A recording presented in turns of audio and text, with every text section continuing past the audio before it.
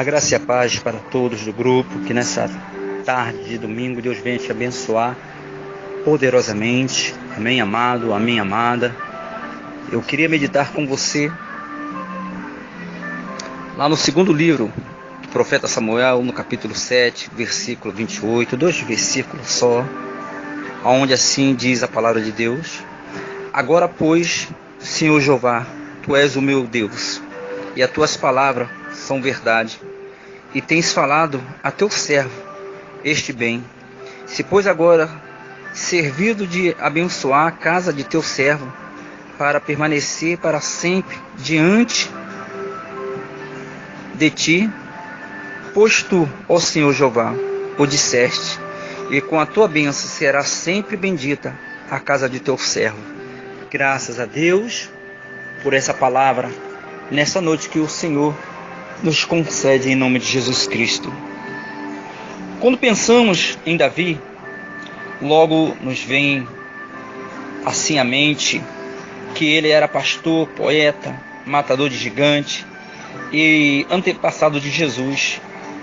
Em resumo, um dos maiores homens do Antigo Testamento, mas existe uma outra relação junto a esta que podemos dar a Davi: traidor, mentiroso, adúltero e assassino. A primeira lista fornece as qualidades que todos gostaríamos de ter. A segunda, as que poderiam ser reais a nosso respeito. A Bíblia não faz esforço algum para esconder os fracassos de Davi. Ele ainda é lembrado e respeitado por seu coração voltado para Deus. Quando aprendemos que compartilhamos mais do fracasso de Davi do que da sua grandeza, deveríamos ficar curiosos para descobrir o motivo pela qual o Senhor se refere a ele como o homem segundo o meu coração. Amém? Muitas das vezes nós olhamos para os erros, para os fracassos, para o adultério que ele teve, para a morte que ele mandou, que ele foi a pessoa que ditou ali a morte de Urias e várias outras coisas que Davi fez. Oh, Espírito de Deus, Tu és fiel, Senhor. E muitas das vezes nós olhamos só para o fracasso do homem.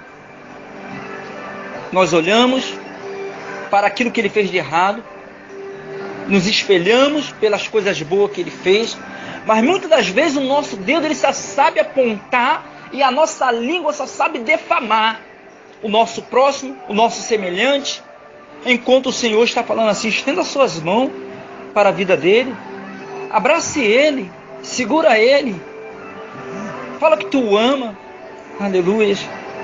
Mas esse homem aqui, ele teve vários defeitos na vida dele, teve coisas que não agradou ao Senhor, mas entenda uma coisa: era o homem segundo o coração de Deus. Davi ele sabia reconhecer o seu erro. Davi ele sabia chegar diante de Deus agora e falar: Senhor, eu errei, eu levei um tombo ali, Senhor, porque o único que podia perdoar as falhas, as transgressões de Davi era Deus e mais ninguém. Pelo povo, o povo só queria apedrejar, o povo só queria apontar, o povo só queria botar ele para fora do reino. Mas entenda uma coisa nessa tarde de domingo, meu amado, minha amada: quem te colocou aí em cima foi Deus, e quem vai te tirar é Ele. Ninguém tem esse poder, tem essa responsabilidade de chegar e tentar tirar você daí, não. Independente das tuas qualidades, independente das tuas falhas, todos nós vamos estar diante do tribunal de Deus, para que um dia nós possamos prestar conta a Ele daquilo que nós fizemos de ruim e daquilo que nós fizemos de bom. Mas Davi tinha algo no coração que muitas vezes está faltando em cada um de nós. Sendo servo, sendo serva do Senhor, é caráter.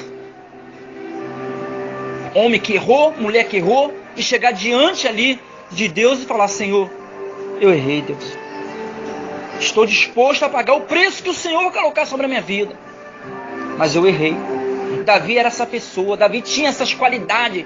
Qualidade que muitas das vezes está faltando em liderança que está assumindo a tribuna da casa do Senhor. Porque você julgar, você apontar, você criticar é fácil. Mas você abraçar é difícil. Quantas almas nesse ano que começou, que se iniciou na presença de Deus, você abraçou? Você conseguiu trazer para a casa de Deus?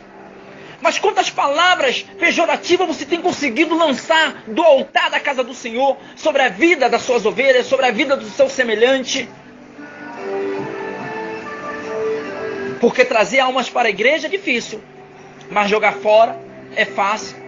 Às vezes, picuinhas dentro da igreja, coisas mínimas, pessoas brigando por causa de cantina, porque eu quero assumir isso, eu quero assumir aquilo.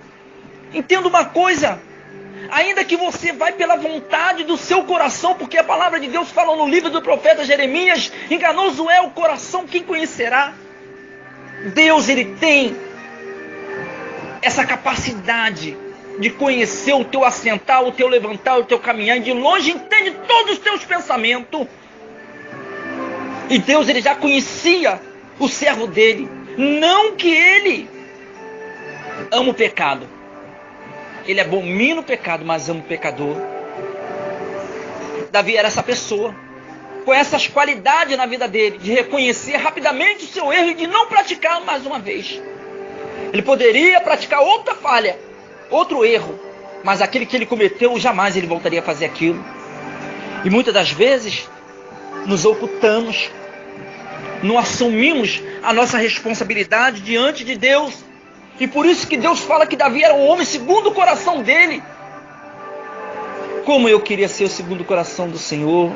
Como eu queria poder estar andando retamente com o meu Deus. Que isso, pastor? Então o Senhor está fora da posição? Não, porque cada dia, cada momento de nossa vida, nós pecamos, nós falhamos com Deus. Nós não conseguimos amar o nosso semelhante verdadeiramente. Com uma falsa religiosidade que nós queremos trazer para a nossa vida, para que as pessoas lá fora possam ver que nós somos religiosos. Mas o melhor que Deus quer não é sacrifício, é que você obedeça, que eu obedeça, que nós possamos obedecer e cumprir o chamado dele. Assim era Davi, o homem que era segundo o coração de Deus.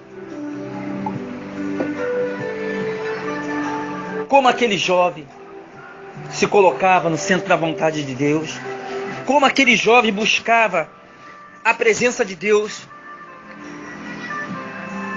Davi, apesar da sua fraqueza, ele possuía uma fé inabalável, fiel e perdoadora natureza de Deus. Foi um homem que viveu com grandeza, prazer. Ele pecou, mas foi rápido a confessar suas transgressões, o seu pecado. E muitas das vezes não fazemos isso. Muitas das vezes não tomamos essa posição. A confissão de Davi era de coração e seu arrependimento genuíno nunca negligenciou diante da presença de Deus. Aleluias, graças a Deus. O perdão de Deus o tomou, a sua bênção com uma concessão em troca. O Senhor nunca lhe negaria o seu perdão ou as atribuições da sua graça. Davi, ele experimentou a alegria do perdão, mesmo quando teve que sofrer as consequências dos seus pecados.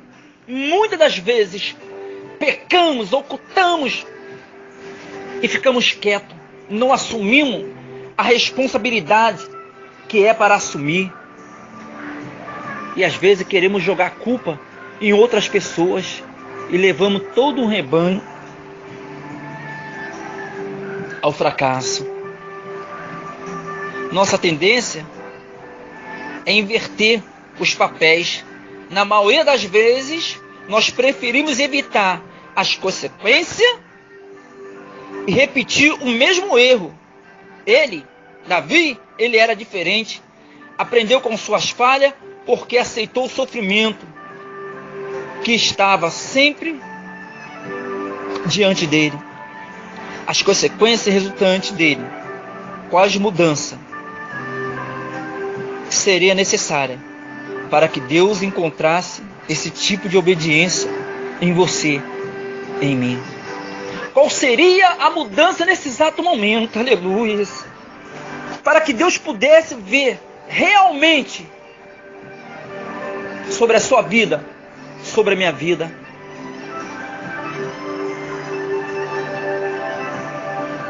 E aí, meu amado? E aí, minha amada? E muitas das vezes não queremos assumir a responsabilidade diante do Senhor. Muitas das vezes preferimos sair da igreja. Preferimos arrumar até uma confusão com o pastor para que nós possamos trazer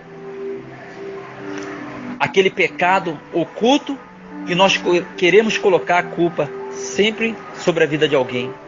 Mas entenda uma coisa, Deus, Ele quer que realmente você possa